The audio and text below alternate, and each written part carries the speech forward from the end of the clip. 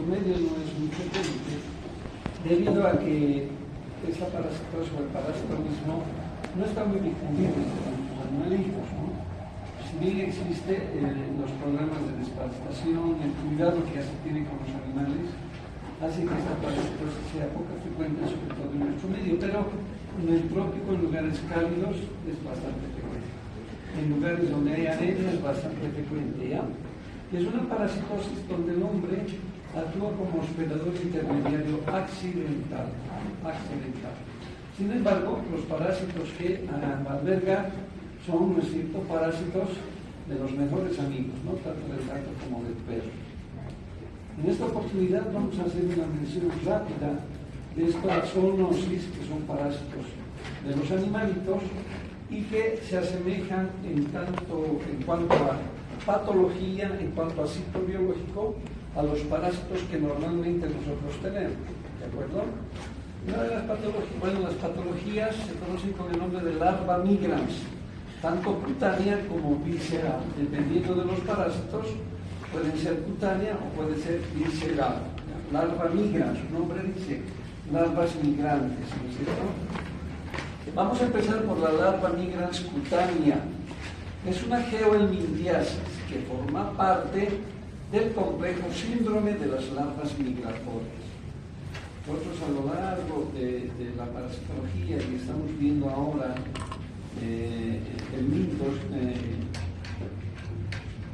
nematelmintos, vemos que muchos parásitos ingresan por la piel, ¿no es cierto? Vamos a ver más adelante, no sé si habrán tenido la oportunidad ya de haber visto espongilosis estercorales teóricas, ¿sí? ¿No es cierto? Espongilosis estercorales es una larva migrans espontánea o esporádica. ¿Por qué? Porque cumple el ciclo biológico este parásito, Strongyloides estercorales. Sin embargo, tiene una característica que se han llevado en clases, ¿no es cierto?, que es la larva que migra espontáneamente, o digo temporalmente, para luego continuar su ciclo biológico y continuar con el ciclo de luz. En este caso no logran cumplir ese ciclo y por eso se llama síndrome de las larvas migratorias. Es una enfermedad parasitaria denominada larva migrans cutánea o dermatitis verminosa rectante. ¿Qué quiere decir dermatitis verminosa rectante?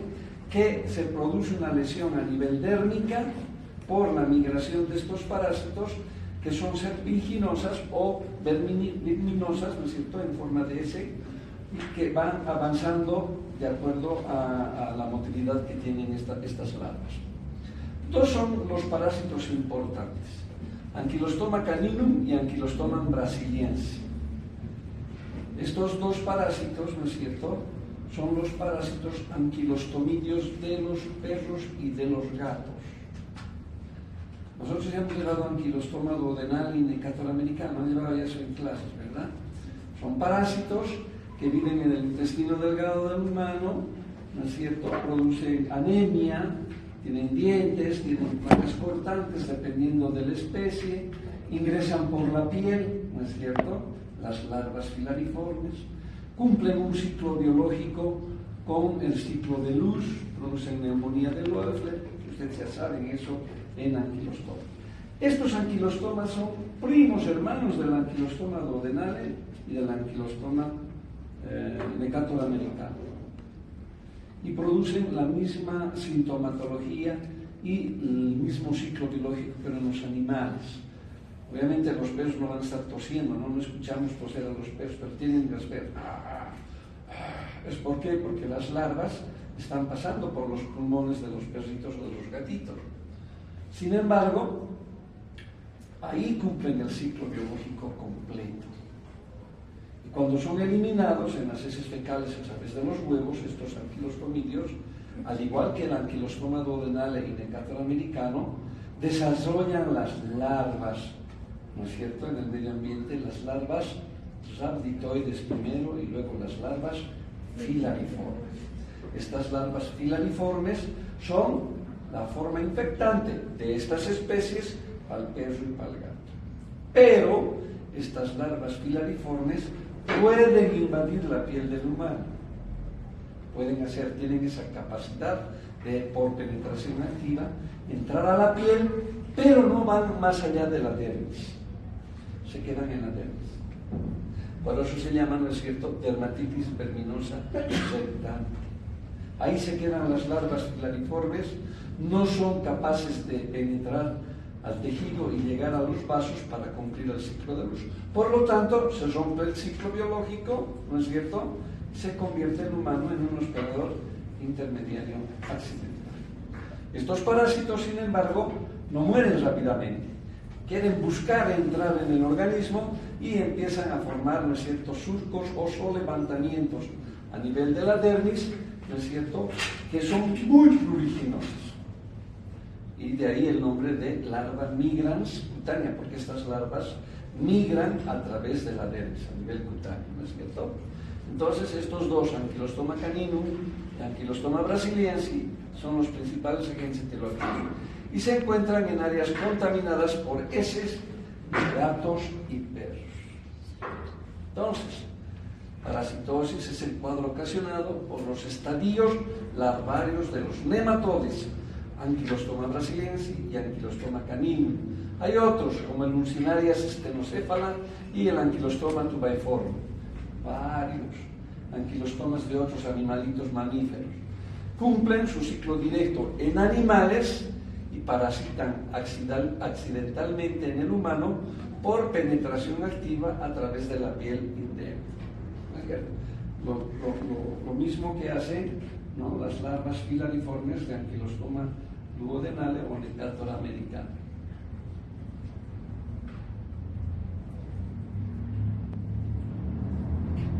Así está.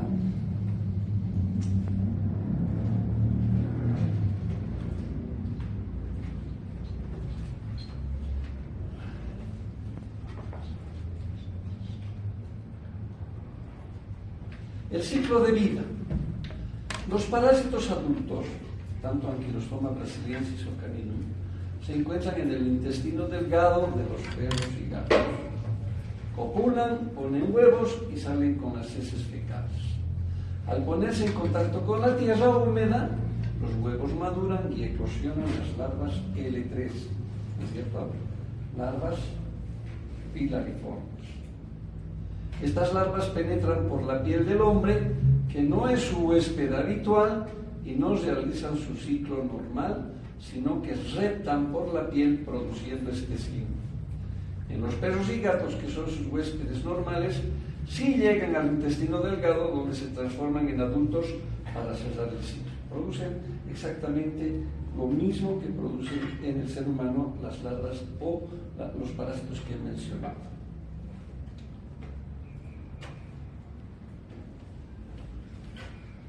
Ahora, los parásitos adultos de estos parásitos presentan características morfológicas semejantes a los anquilostomidios de humanos, con una longevidad promedio de 6 a 18 meses, ¿no? Más de 2 años, o casi 2 años de vida tienen estos parásitos. Los huevos eliminados en las heces fecales eclosionan bajo condiciones adecuadas de temperatura, humedad, oxigenación. Ya saben ustedes, lo mismo que pasa en el Ankylostoma normal. Y después de 2 mudas, ¿no es cierto?, se encuentran en la tierra las larvas filariformes o larvas L3, las cuales son las formas infectantes con una supervivencia de 6 meses aproximadamente. Viven ese tiempo, o sea, son infectantes por ese tiempo. Los huéspedes definitivos, perros y gatos, se infectan por vía cutánea, oral, transmamaria y transplacentaria.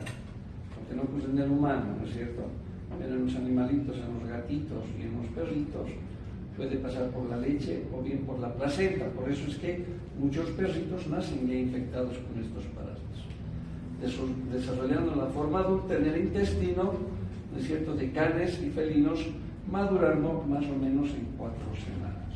Ese es el ciclo biológico de estos parásitos en los gatos y en los perros. Mucho no nos interesa, es más de interés de veterinarios. Sin embargo, el hospedador intermediario accidental es el hombre. Las larvas no pueden desarrollar su ciclo completo, limitándose a migrar por las capas superficiales de la piel. durante semanas o meses, tienen buen tiempo de vida, ¿no es cierto?, hasta 18 meses, dejando un rastro signos con la piel. Entonces miren, a esto se llama larva migrans superficial o débil. Es constante. Desaparece un tiempo, ¿por qué? Porque los macrófagos, los linfocitos y los eosinófilos atacan, producen prurito, se pierde un tiempo la larva y otra vuelta empieza a producir hasta que la larva muere o bien se hace un tratamiento. Ahora, el prurito es intenso, ¿ya? El hecho de encontrar estos surcos, estos levantamientos a nivel de la piel, ya llama la atención porque además es pruriginoso. ¿No? Uno piensa que colgando con un alfiler puede encontrar algún gusanito, eso es imposible. ¿Por qué? Porque los parásitos son microscópicos. El diagnóstico es clínico. El diagnóstico, ya saben, clínico epidemiológico, saber que hay perros, gatos, que hay la enfermedad, hay la parasitosis, hay las condiciones para poder adquirir esta enfermedad, generalmente en las playas, en lugares donde hay arena, en los parques, donde los perros defecan, ¿no es cierto? Y los gatos también, y ahí dejan sus parásitos. Entonces, muchas veces, inclusive, haciendo una biopsia de esto, haciendo un corte, no logramos ver a los parásitos, ¿no? Porque van migrando, no sabemos si están aquí, están produciendo una dermatitis rectal. Esta enfermedad ustedes la van a ver con mucha frecuencia en el oriente, Santa Cruz, Benipán. Aquellos que van a la playa, Lima, qué sé yo, Chile, Argentina, en las playas, ¿no?, van a encontrar con frecuencia esta parasitosis. ¿Ya? En nuestro medio diagnosticamos muy poco, pero sí en el oriente. Ahí está el anquilostoma brasiliense, si ustedes ven, también está munido en su parte oral por dientes, ¿no?, por pares de dientes. Primo hermano de anquilostoma duodenal. Anquilostoma brasiliense no es un parásito humano, es un parásito de perros y gatos. Y no se olviden la dermatitis que produce, por eso se llama larva migrans. Fácil, este temita es bastante fácil porque ahí está el ciclo biológico, ¿no es cierto?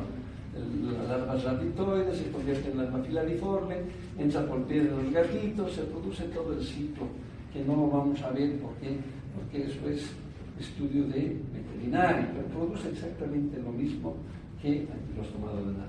Entonces, en sus heces, tanto parásitos hembra y macho copulan en el intestino delgado, botan huevos larvados, ustedes ya conocen las larvas de las ursinarias, o los huevos, perdón, de ahí emergen la larva rabitoide hasta convertirse en larva filariforme. Y accidentalmente, obviamente, el humano se va a adquirir si está en zonas donde existen estas larvas. O sea, pueden estar en la piel, en la mano, en los codos, muy rara vez a nivel de la cara, ¿no es cierto? Codos, brazos, nalgas, es donde más vamos a ver. Vamos a la patogenia. La forma larvaria de Anquilostoma caninum produce cisteinproteinasa, o sea, son enzimas que van a producir la destrucción de las células de la dermis para poder avanzar, ¿no? Metalproteinasa y hialuronidasa, ustedes saben que son enzimas citolíticas, y un factor inhibidor de adhesión de los neutrófilos. ¿Para qué? Los inhiben los neutrófilos para que estos no los destruyan, ¿no es cierto? Son parásitos que miden escasas micras, 150, 200 micras. ¿Ya? Los cuales podrían explicar los mecanismos patogénicos involucrados en la penetración. Por eso penetran, producen prurito, y gracias a estas enzimas es que bloquean a los neutrófilos y son capaces de penetrar. Obviamente podemos encontrar eosinofilia, no alta, porque el eosinófilo es una célula de la sangre que se presenta en las parasitosis y en los procesos alérgicos. Entonces esto, al producir una reacción, porque produce una reacción alérgica, la piel es bastante sensible para la alergia, a alergenos, entonces hay una eosinofilia, ¿no es cierto?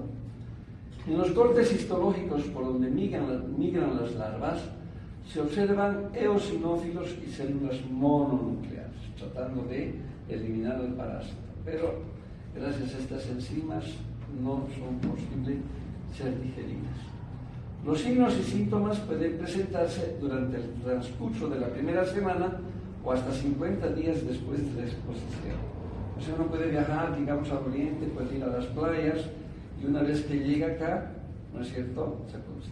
Quienes han tenido un cuadro de dermatitis o larva migrans, ¿no es cierto?, con un contagio en las playas, ¿no?, a nivel de codos. Entonces, pensaba que era un proceso simplemente alérgico, pero se han hecho cortes histológicos repetidamente con el patólogo y se ha determinado que eran larvas migrans. O sea, es fácil contaminarse. Y cuando se manifestó después de mucho tiempo de haber viajado, ¿no es cierto?, no es inmediato, en algunos casos a la semana. Los sitios anatómicos afectados con mayor frecuencia, obviamente, son los pies, los tobillos, los glúteos, manos, tórax, antebrazos y solamente boca y labios. La lesión inicial, una pápula rojiza, es decir, como si fuera una picadura de una pulga, pápula, ¿no?, rojita, pruriginosa, o una dermatitis inespecífica, ¿no? Hay prurito, no sabemos a qué puede ser, con evolución de 2 semanas. Y a partir de ello ya empieza a formarse los surcos o los solevantamientos por la migración de las larvas. El hallazgo típico es el trayecto serpinginoso indurado, por eso se llama solevantado, indurado como un cordón que hace relieve único o múltiple, dependiendo cuántas larvas han echado, causado por la migración larvaria. Hay reacción inflamatoria que en raras ocasiones va más allá de la capa basal. Pero eso sí es posible que pueda entrar por el rascado. El rascado es intenso y muchas veces se impetiginiza. ¿Qué quiere decir eso? Que se contamina con nuestras bacterias de la piel, los estafilococos, ¿no? Entonces al rascarse se impetiginiza y se empieza a formar surcos de pus. Entonces eso significa que hay una larva migrans impetiginizada, ¿de acuerdo? Avanza más o menos a 3 centímetros por día, prurito intenso, eritema, se pone roja la zona, y erupción vesiculosa. Muchas veces hay ampollitas alrededor de los surcos. Vean las varias imágenes de larva migrans cutánea en la pierna, en el pie, ¿no?, en el dorso del pie, en el tobillo. Entonces lo único que nosotros tenemos que ver es estas imágenes, saber que se trata de larva migrans y cuáles son los agentes etiológicos. Pare de contar. Ahí se da obviamente antiparasitarios, se dan lociones antihistamínicas para poder aliviar las molestias, pero sí se responden muy bien a los antiparasitarios. Ahorita vamos a ver cuáles son. Miren ahí en la rodilla, en los dedos de la mano, y son surcos característicos. En el caso de Strongyloides stercoralis, ¿no es cierto?, esta migración es más sutil, más suave, no es tan surcos tan solevantados como el caso de estas larvas. Además es pasajero, ¿no es cierto? Eso también van a recordarse porque la Strongyloides stercoralis produce una especie de larva migrans. Miren en los niños, esto ya es impetiginizado, ¿no? Ha habido surcos, no todos estos son, aquí seguramente se han formado la migración larvaria, y por el rascado lo que se ha hecho es infectarse con el estafilococo de nuestra piel, impetiginizado. Generalmente los surcos son simplemente así, pero el rascado es tan intenso que logramos producir algunas lesiones, ¿no es cierto? Ahí está la sintomatología. Dermatitis no específica, no sabemos a qué se trata. La lesión típica son los surcos, ¿no es cierto? Primero una pápula eritemiatosa, un nodulito rojo que escuece, después la lesión migratoria, que avanza de 1 a 3 centímetros por día. Pueden formarse ampollas, vesículas alrededor por el proceso inflamatorio, ¿no es cierto? Y cuando ya hay pústula quiere decir pus, ¿no es cierto?, con signos de inflamación, fogosos. Eso es porque ya se ha impetiginizado.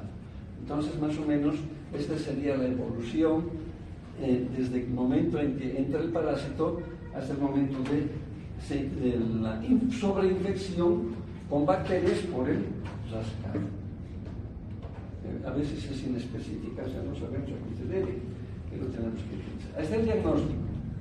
El cuadro clínico usual, aunado al antecedente de contacto directo con la piel, con suelos contaminados, con excretas de perros o gatos, orientan al diagnóstico. O sea que el diagnóstico de esta parasitosis es clínica epidemiológica. ¿Está claro? La biopsia de piel, necesario para identificar la especie del parásito, tiene poca utilidad práctica, poca, porque no se lo encontramos, ¿no? Además, con cierta frecuencia es negativa, les decía. Se hacen biopsias hay que repetir para encontrar las larvitas. El diagnóstico serológico utilizando el método de ELISA es de uso frecuente. Cuando sospechamos, queremos determinar si realmente se trata de larvas migras, ¿no es cierto? Hay que usar el ELISA con antígenos especiales. Antígenos específicos para Ankylostoma brasiliensis o Ankylostoma canino. ¿Está claro? O brasiliensis. Pero ya viendo los surcos, viendo los canales que van formando estos parásitos, ¿no es cierto? Los sobrelevantamientos y el prurito, el diagnóstico es clavado. No hay dónde perderse. Va a ser más dificultoso, y ahorita les voy a contar cómo se encuentra cuando hablemos de larva migrans profunda, ¿ya? Esta es superficial, esta es fácil. Entonces esta imagen es fácil de acordarse. Miren, en la playa los niños jugando en la arena, y ustedes van a ver los perritos abundan en la playa, y obviamente se mantiene el ciclo biológico, ¿no? Entonces vean ustedes el perrito, la eliminación y todo el ciclo biológico que ya hemos visto. Hasta ahora sí, por alguna razón el humano tolera el prurito y solamente no usa antiparasitarios, solamente usa antihistamínicos, antipruriginosos. Obviamente el parásito con el tiempo va a morir, ¿no? Pero va a tardar por lo menos un año y medio teniendo esa patología, que no se va a complicar salvo se infecte. He hecho un corte histológico ya para ver las larvas a nivel de verdes, ¿no?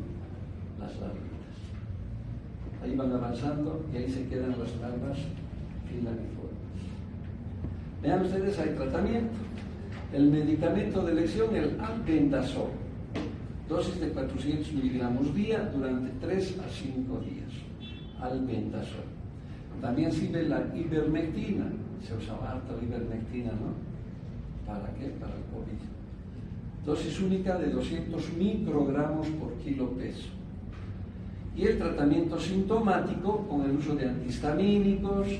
En casos de excesivo prurito es necesario usar antihistamínicos. Y antibióticos en los casos que sea sobreinfectado, ¿no? Cuando hay prurito se forma pus, se forman pústulas y ahí obviamente hay que dar antibióticos. Fácil, este temita es fácil. En el examen habrá una pregunta máxima, es demasiado sencillo.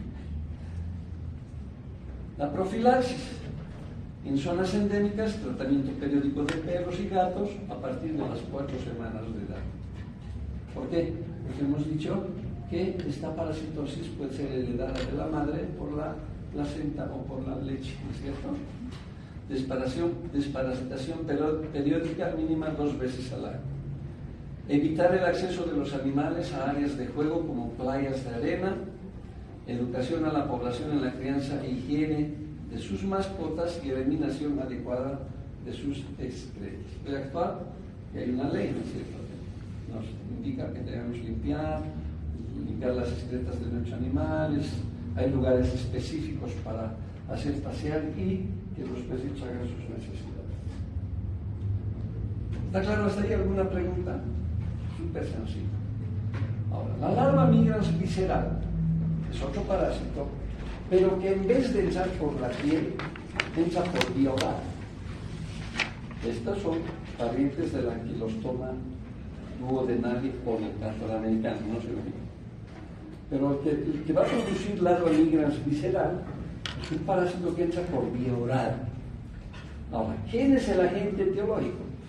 Son los ascaris del perro y del gato. Hemos visto en la práctica de ascaridiosis, ¿no? Hemos visto unas larvas de perro. Entonces, no larvas, sino gusanos adultos de perros, ¿no es cierto? Son primos hermanos de nuestros ascaris lumbricoides. Es decir, que el perrito tiene sus lombrices y que ingieren estas lombrices, ¿no es cierto?, al ingerir huevos larvados, ¿no es cierto? Igual que Ascaris lumbricoides. Ascaris lumbricoides es un geohelminto. Este parásito también es un geohelminto. ¿Por qué? Porque requiere madurar en la tierra y hacerse infectar. ¿Ya? El parásito se llama Toxocara. Toxocara catis o Toxocara canis, dependiendo si es del perro o del gato. ¿Están de acuerdo? Entonces el perrito tiene la misma sintomatología, el mismo hábitat, vive en el intestino delgado de los animalitos, la hembra y el machito de la Toxocara cruzan y eliminan huevos embrionados, los mismos que van a madurar en el medio ambiente. Usted ya sabe, con Ascaris lumbricoides, solo que aquí varía el parásito, es la toxocariasis. Ahora vean, la toxocariasis es un problema de salud pública cuya magnitud no ha sido bien definida. En nuestro medio es probable que haya. ¿Por qué? Porque en las desparasitaciones que se hacen a los perritos botan los Ascaris, sus Ascaris, que no son Ascaris, sino se llaman Toxocara. En una práctica de laboratorio hace 2 semanas, nosotros pasamos clase en laboratorio clínico y trajeron heces fecales de perro, ¿ya? Y encontramos toxocariasis. Es frecuente. Pero el diagnóstico no es fácil. No es fácil. Ahora vamos a ver. La larva migrans visceral, la estrella interna, es usualmente una enfermedad más frecuente en niños de 1 a 5 años, porque juegan en la tierra, obviamente, los cuales tienen antecedentes de geofagia opica. ¿Qué es la geofagia opica? Ese deseo y esa necesidad de ingerir tierra. ¿Ya?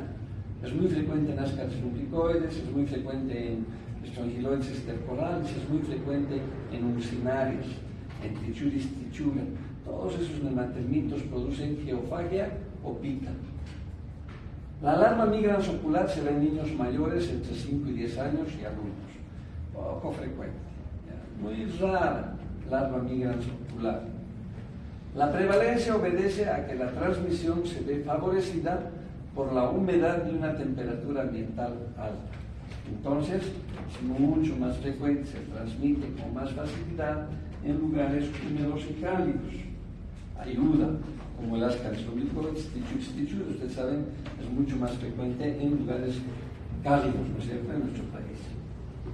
El agente causal de la larva migrans visceral responde a Toxocara canis, más frecuente el Ascaris del perro, Toxocara catis, Toxocara felis y Toxocara leonino. El catis y el Toxocara canis son los más frecuentes. Es una zoonosis, ¿por qué? Porque es Ascaris de los perritos y de los gatitos, y el hombre comparte, ¿no?, como hospedador intermediario accidental. Después de una larga permanencia, el parásito no puede llegar a su estadio adulto y muere, fallece en la cavidad peritoneal. Por eso se llama visceral. El ciclo biológico de Toxocara es idéntico al que se produce con Ascaris lumbricoides en el hombre. Es exactamente igual. Los perros jóvenes pueden adquirir la infección por ingesta de huevos infectantes, vía transplacentaria o por ingestión de larvas encapsuladas en tejido de huéspedes paraténicos, o sea, roedores, ¿no es cierto? Algunas veces los perritos, los gatitos, bueno, comen roedores. Los perritos a veces ingieren otros animalitos, ¿no es cierto? Tienen mucha hambre. Y pueden adquirir las larvas a través de la ingesta de larvas, pero es más raro. Entonces las larvas son idénticas, son similares a las larvas filadiformes, ¿no?, de cualquier otro parásito. Puede ser de Toxocara, puede ser de Ursinarias, es muy parecida, ¿no? Entonces, síndrome producido por larvas de lombrices intestinales del perro y el gato, cuyo género es Toxocara. Pregunta de examen, eso sí tienen que saber. ¿Cuál es el Ascaris del perro? Toxocara canis. Del gato, Toxocara canis. Fácil, ¿no es cierto? De mí también sencillo. Ahora vamos al ciclo biológico. ¿Qué va a pasar? El perrito tiene su toxocariasis, sus Ascaris, eliminan los huevitos, están en la tierra, fecundan, ya son fecundantes, o sea, son infectantes, y el hombre ingiere estos huevos de Toxocara larvado. ya sea en el agua, en el alimento o contaminando la mano con esto, ¿no es cierto? La larvita que sale del huevito sale en el estómago y migra dentro de la mucosa del intestino delgado. Exactamente lo que ocurre con la larva L3 de Ascaris lumbricoides. Usted sabe que perfora la mucosa, entra a la submucosa y por vía sanguínea cumple el ciclo de luz, ¿verdad? Bueno, aquí perfora la mucosa, submucosa, entra a la muscular, perfora la serosa y cae a la cavidad peritoneal, a la larva. No se va, no entra a los vasos, no cumple el ciclo de luz, va y se entra hasta los órganos, entra a la cavidad peritoneal, ¿de acuerdo? Entonces, en algunos niños la infección puede no ser suficiente para alcanzar un umbral de reactividad y no haber síntomas presentes. Esta forma clínica ha sido considerada inaparente o larva migrans oculta. O sea, ¿qué quiere decir esto? Que la invasión de las larvas, ¿no es cierto?, no da ninguna sintomatología, no es una infección suficiente para que haya clínica, pero hay las larvas ahí, que puede ser un hallazgo anatomopatológico, ahorita les voy a explicar cómo es eso, y obviamente se llama larva migrans oculta, ¿no? Nunca se llega a enterar, por eso el diagnóstico de larva migrans visceral es difícil, es difícil. En el hígado, como viaja por el peritoneo, se va y se pega al hígado, pero no lo invade al hígado, sino se va a pegar al parénquima, a la cápsula de Gleason que está por afuera, y va a ir a formar, ¿no es cierto?, granulomas, es decir, una reacción de neutrófilos y macrófagos que tratan de eliminar, pese a que el parásito no va a invadir, y se forman granulomas, pequeñas bolitas fibróticas, ¿no?, que está lleno de neutrófilos y macrófagos. Eso se llama un granuloma. Se forman células gigantes de largas, y estas van a tratar de querer fagocitar al parásito y se forman los granulomas. Los granulomas, piensen ustedes, es una manifestación clínica de defensa del organismo frente a cualquier noxa que trata de deshacer, ¿ya? Por ejemplo, hay granulomas pulmonares en tuberculosis, por ejemplo, o granulomas renales por cáncer. Son células que el organismo trata de defender y forman nódulos. Eso se llaman granulomas, ¿de acuerdo? Y son blancos, son blancos para la adherencia de bacterias, como el Staphylococcus aureus. Eso nos puede dar una complicación. Se ha descrito granulomas hepáticos eosinofílicos sin reconocimiento del parásito. El parásito ya ha desaparecido, pero se queda el granuloma. Por eso el diagnóstico de esta parasitosis es difícil, no se hace un diagnóstico fácil. Ahí está, miren, los ascaris son exactamente iguales, como han visto en la práctica, son más delgaditos, ¿no? Toxocar, se han mostrado en prácticas. Son más delgaditos, miren, menos tamaño que nuestros ascaris, 4 a 6 centímetros. Y miren, los huevitos son exactamente iguales a los huevos de Ascaris lumbricoides. No tan mamelonados como los de Ascaris lumbricoides, pero muy semejantes. En cuyo interior se encuentra la larva, ¿no? O el embrión. Lo mismo que las uncinarias, la brasiliensis, Ankylostoma brasiliensis, lugares de arena son importantes donde los perritos van a depositar o donde hay tierra, ¿no es cierto?, sus heces fecales, y en los cuales va a eliminar los huevos y van a desarrollar. La morfología es exactamente igual, miren, 3 labios, ¿no? Ascaris lumbricoides tienen 3 labios. Se fija la mucosa, se alimenta, tienen factores foliatriz, acción patógenos foliatriz, los perritos son delgaditos, flaquitos, raquíticos, desnutridos. Y ahí vean que ese es el huevito de Ascaris lumbricoides que se encuentra en las heces fecales de los cardos. Hay que tener práctica para ver y no confundirse con otro parásito. Ahora, obviamente, los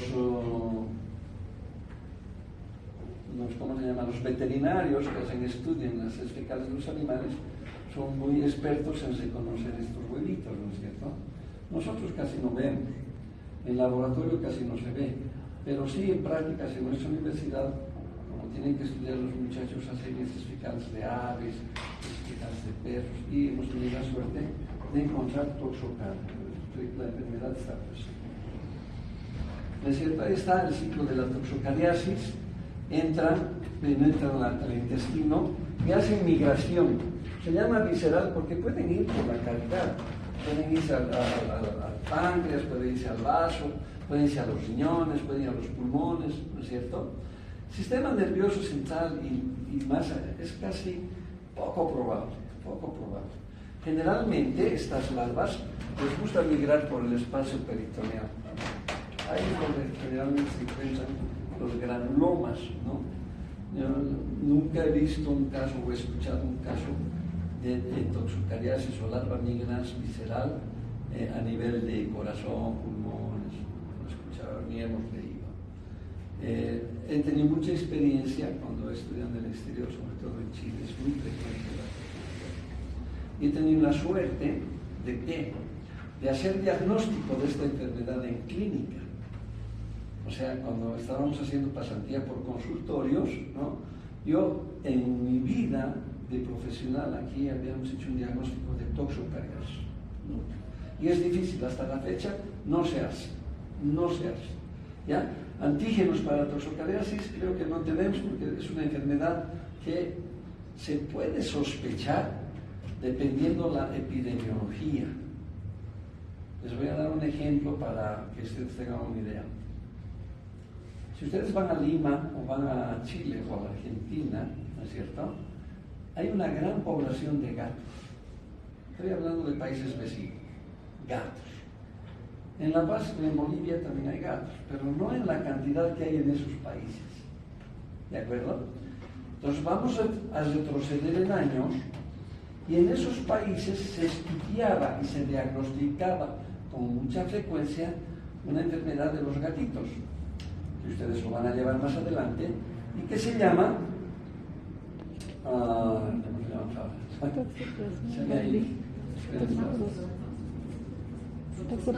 toxoplasmosis, la toxoplasmosis, ¿no? La toxoplasmosis ya se diagnosticaba en esos países porque la toxoplasmosis es una enfermedad que da una clínica muy importante, sobre todo en las mujeres, y mucho más importante en mujeres embarazadas. Entonces, esta toxoplasmosis, obviamente, ya anteriormente se estudiaba con mucha frecuencia, se tenía métodos de diagnóstico, se sabía cómo era la enfermedad, se estudiaba la enfermedad de cualquier manera. En Bolivia, hasta los años 85, 90, no se diagnosticaba toxoplasmosis. No se diagnosticaba. ¿Ya? Había el diagnóstico porque había los medios, pero alguna vez se sospechaba y se pedía el examen de toxoplasma. No sabíamos cómo eran las manifestaciones, no sabíamos la frecuencia, no estudiábamos, ¿se dan cuenta? Como muchas parasitosis, fasciola hepática, por ejemplo. O sea, estudiaba fasciola hepática, pero en las vacas, en el ganado ovino, ¿no ve? Pero en el humano, esporádicamente algún casito, los médicos de infectología diagnosticaban, hasta que hubo un grupo y dice, oye, si hay fasciola lactante en la vaca, y el hombre es su hospedador definitivo, han empezado a estudiar y han encontrado nuestra área endémica. El grupo del doctor Aguirre y los españoles, ¿se acuerdan? Les han contado eso en fasciola hepática. Entonces ahora, fasciola hepática, ya hay que hacer diagnóstico porque sabemos que la parasitosis está en nuestro medio. Lo mismo ocurrió con Toxoplasma gondii. Se empezó a estudiar y, ¿saben? Empezamos por la cola. Empezamos a estudiar y a buscar Toxoplasma gondii en pacientes que estaban dando a luz, para ver si de alguna manera ahí se encontraba el toxoplasmosis, ¿no? Haciendo estudio de cortes en placentas. Entonces, como la placenta era un órgano que podíamos conseguir con facilidad, entonces cada parto que había placenta que mandábamos al laboratorio para que hagan estudios. Y ahí se empezó a determinar que sí, obviamente, había cuadros de toxoplasmosis en Bolivia. Y desde entonces entra, ¿no es cierto?, a formar parte del TORCH famoso para hacer diagnóstico en todas las mujeres embarazadas. o en pacientes que tienen sintomatología por estas, son bacterias, virus y parásitos, el TORCH. Entonces hay que hacer pesquisa de esas enfermedades porque son frecuentes en nuestro medio. En cambio, para Toxocara canis o para larva migrans visceral no hay eso, no hay, ¿ya? Pero deberíamos hacer. Entonces, cuando tuve la suerte de estar allá, en Chile, como la frecuencia de la enfermedad es alta, hay perros, hay gatos, hay playa, hay arena, ¿no es cierto? Ellos ya tienen métodos de diagnóstico serológicos rápidos y sospechan, sobre todo cuando tienen cierta cantidad de eosinofilia. Ustedes saben que los parásitos siempre nos dan eosinofilia, siempre. Cualquier parásito, Ascaris, pero algunos más que otros, ¿verdad? Y cuando es persistente la eosinofilia, sin ser alta, podemos sospechar de este tipo de larvas, sin que haya sintomatología. Sin que haya, por ejemplo, en Ascaris rubricoides hay eosinofilia, ¿verdad? Hay, pero se acompaña de alguna sintomatología. ¿Qué sintomatología acompaña? El RAS, ¿se acuerdan del RAS alérgico? No, los que tienen Ascaris siempre tienen un poquito de RAS alérgico. ¿Ya? Esa es una manifestación que va acompañada a la eosinofilia en los Ascaris rubricoides. Ahora, si encontramos otra eosinofilia, puede deberse a cualquier otro parásito. Y si no hay sintomatología, con mayor razón, en nuestro medio, ¿en qué pensamos? Eosinófilos, ya puede ser Ascaris, Tichuris, hasta amebas, en amebas pensamos, ya de alambre, protozoarios. ¿Por qué? Porque eosinofilia es sinónimo de parasitosis. ¿Están de acuerdo? En nuestro medio. Allá en Chile, eosinofilia persistente sin sintomatología, ¿qué sospechan? Larva migrans visceral. Toxocarias. Yo me quedé anonadado, decía, hasta que macho he escuchado la toxocara. Es una larva migrans visceral, pero no da sintomatología. Y ellos sospechan, y mandan inmediatamente al laboratorio para hacer serología para Toxocara canis. Y el diagnóstico es positivo. Y obviamente dan tratamiento, ¿no? Pero en el 90% esta larva migrans visceral es asintomática. Y cuando tuvimos oportunidad de hacer cirugía abdominal, ¿no es cierto? Entonces hacíamos operación de trompas, miomas, todo. Mi profesor decía, vamos a ver si hay granulomas. Y veíamos, inspeccionábamos el hígado y realmente había granulomitis. ¿Por qué? Porque es una enfermedad frecuente ya. Granulomas por toxocariasis. Vean ustedes, es importante saber la incidencia de la enfermedad, ¿de acuerdo? Ahí están las larvas, se parecen mucho a Strongyloides stercorales. Son larvas migrans, viscerales de Toxocara canis. Vamos a la patogenia. La gravedad dependerá de la cantidad de parásitos. A mayor cantidad de parásitos, mayor eosinofilia, ¿no? El órgano afectado, depende del órgano afectado, hígado, vaso. Bueno, aquí hablaba de problemas a nivel pulmonar, pero nunca yo lo he escuchado. Y además de la respuesta inmunológica del hospedador. Produce cuadros asintomáticos, subagudos y agudos. La infección sistémica es relativamente común en los humanos. Se caracteriza por qué. Cuando hay una infección, está el parásito migrando por el intestino, por algunos órganos, no hay fiebre, síntomas, si está a nivel de cavidad pulmonar, signos pulmonares, ¿no es cierto? Hepatomegalia, marcada eosinofilia e hipergamaglobulinemia. ¿No? La gamma-globulina es la que se eleva porque es una inmunoglobulina que de alguna manera va a producir cierta respuesta inmunológica frente a muchos agentes, a muchas noxas. Se presenta usualmente disminución en la agudeza visual cuando ataca la cavidad ocular, estrabismo, pseudotumor de retina, nunca he visto, infecciones severas, endoftalmitis, hemorragias retinianas, papilitis, gliidociclitis. Tal vez estos cuadros, sí, cuando se encuentran, evidentemente este tipo de patologías hay en nuestro medio, ¿no es cierto? Hay hemorragias retinianas, sobre todo en Santa Cruz, Yo he visto mucha hemorragia retiniana, hay iridociclitis, ¿no es cierto?, inflamación del iris, que nos dice que a lo mejor sean larvas migras viscerales. Como no estudiamos y ya lo tratamos como un problema oftalmológico nomás, ¿se dan cuenta? O sea, hay mucho todavía por investigar y por estudiar. Hay arte, sobre todo en nuestro medio, ¿no? Y ahora estos son cortes histológicos de algunos órganos, algunos tejidos, ¿no?, donde se encuentra la larva. Entonces hay que investigar, hay mucho para investigar. ¿Cómo se hace el diagnóstico? Las técnicas serológicas para detectar anticuerpos son indispensables.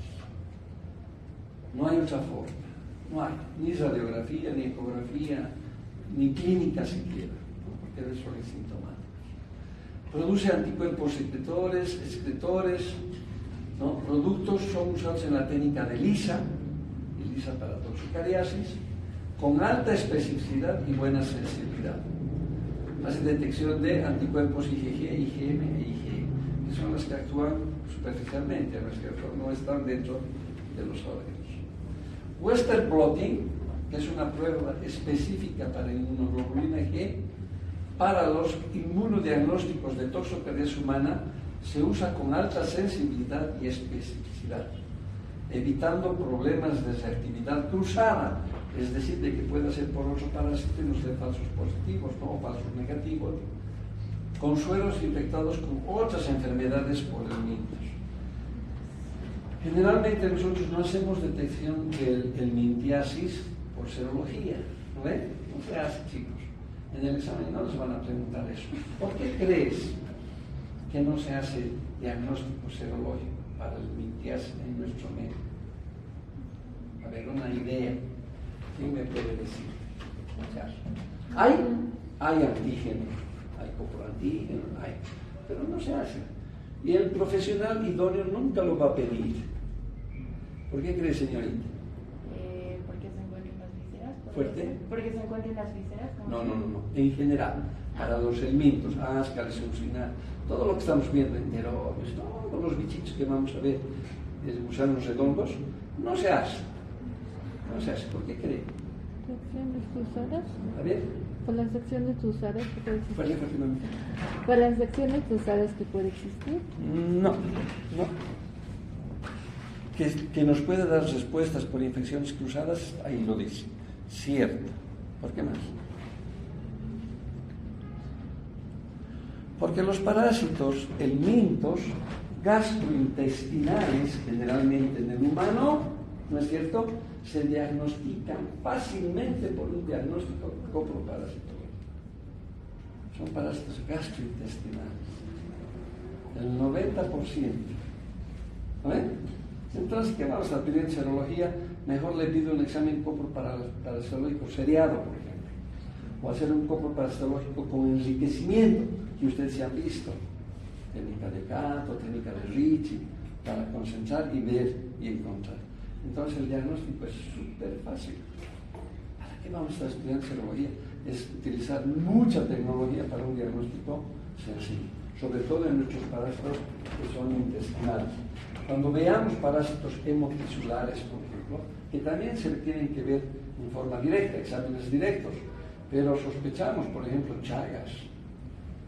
Chagas es una enfermedad que en el tiempo ya no hay el parásito, pero sí está la respuesta inmunológica, estamos activos. Entonces ahí sí vamos a echar mano, ¿no es cierto?, de exámenes indirectos.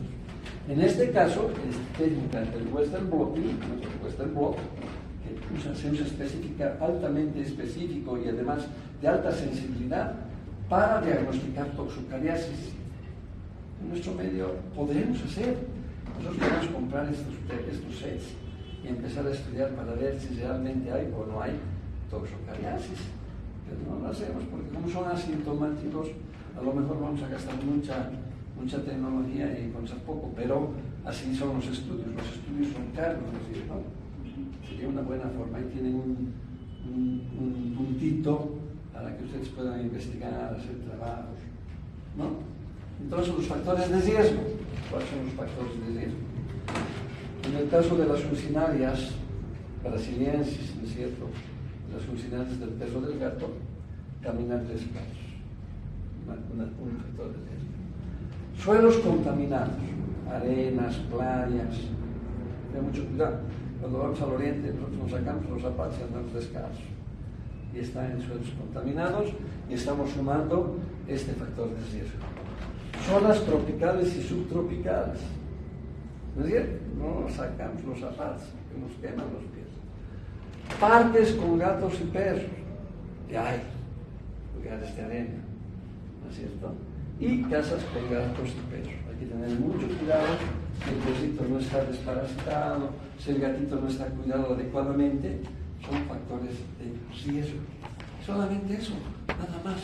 Saber que está el perrito ahí, saber que estos animales tienen sus parásitos y que corremos el riesgo de cualquier momento agarrarnos un tipo de esta enfermedad.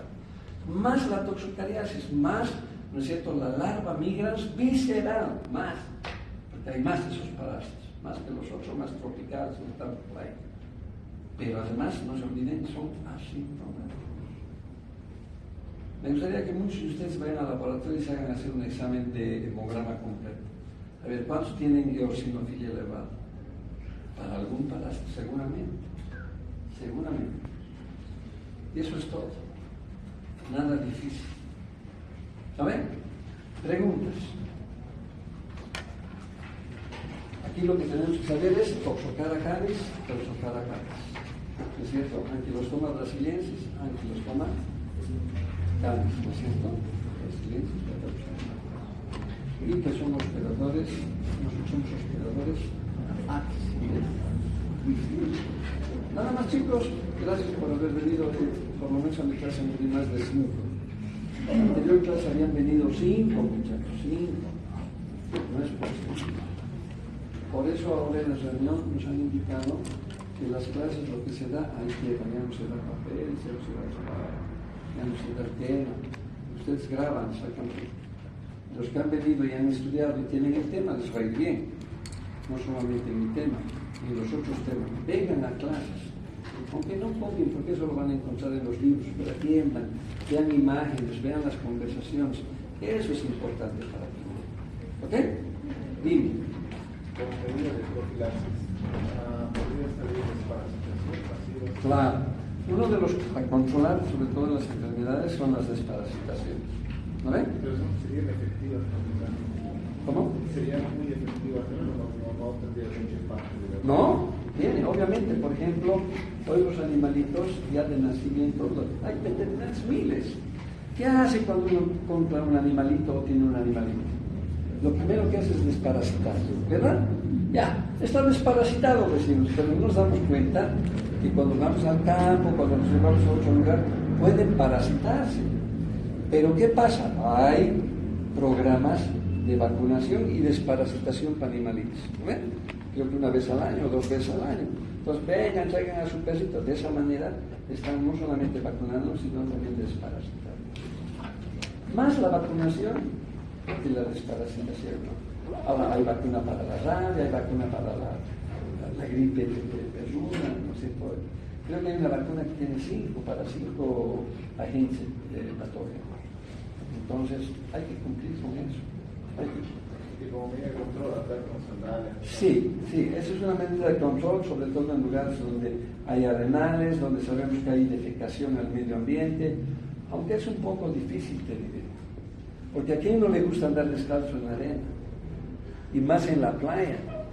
Cuando uno está en la playa no va a estar con chancletes ni con zapatos, ¿no ve? Uno va a estar andando así. Donde hay perritos, ustedes van a ver, cuando vienen alguna vez, vean una playa, vayan a Copacabana sin ir lejos. Vayan a la playa, harto perro. Vayan más allá, defecación. Nadie limpia, no hay educación, no hay eso. En otras playas, por ejemplo, en el Caribe, por ejemplo, no permiten perros en la playa. No permiten. Precisamente por eso. Para cortar el ciclo. Pero tú sales de la playa, te vas más a los bosques, por ahí vas a encontrar cualquier cantidad de perros. Siempre va a haber un lugar donde contaminarse. El parásito siempre va a buscar los medios para ir a contaminar a otro hospedador. No se olviden que los parásitos tienen que vivir, sobrevivir, reproducirse. No pueden matar a su hospedador porque si no perecen, ¿no? Entonces siempre va a haber el medio, chicos. Yo les digo, nosotros siempre estamos parasitados por uno u otro parásito. Yo les aseguro, háganse estudios y van a encontrar, aunque sea un parásito, aunque sea saprofítico, aunque sea que no hace daño, ¿no es cierto? Y ojalá que dentro de poco se pueda estudiar la toxocariasis, porque yo he visto en Chile es muy frecuente. Y los clínicos diagnostican eosinofilia, no hay sintomatología. Toxocara le meten así, no sé, por descarte. Como nosotros, por ejemplo, chicos, van a aprender esto. Cuando tengan un paciente que tiene fiebre, malestar, pucha, les duele el estomaguito, no saben qué es, puede ser un parásito, una bacteria, por descarte, siempre piensen en salmonelosis. Les estoy enseñando. Siempre. ¿Por qué? Porque en nuestro medio es frecuente. Por descarte pidan una prueba para salmonelosis, les va a dar positivo. Ya qué buen médico ese me ha diagnosticado. Y van a ver. Ahora, si van, por ejemplo, al altiplano, si van a zonas mineras y ven a una persona que está delgada, tosiendo, empieza a toser, por descarte, ¿qué le vas a diagnosticar? A ver, correcto. ¿Por qué? Porque es un medio tuberculoso nuestro medio. ¿Se dan cuenta? Entonces, por descarte, nomás ya. A ver, ¿qué podrá hacer? No voy a descartar todo, pero le voy a meter tuberculosis y le van a chuntar. Aquí hay gente no, salmonelos, le van a chuntar, seguro. Es más, las personas jóvenes que no tienen baño, o se van a cualquier bañito a hacer pipí, o sea, les duele bien los riñoncitos, les duele el orinar, es chericha corta, así. De entrada pónganle, ni siquiera para pedir un cultivo. Es chericha con seguro que hay contaminación fecal ahí, ¿no? El 99.9%. El 1% se estafilococo, otro bacteria, porque son cosas, enfermedades frecuentes. ¿Ya? Muy bien, chicos, gracias. Que les vaya bien, gracias.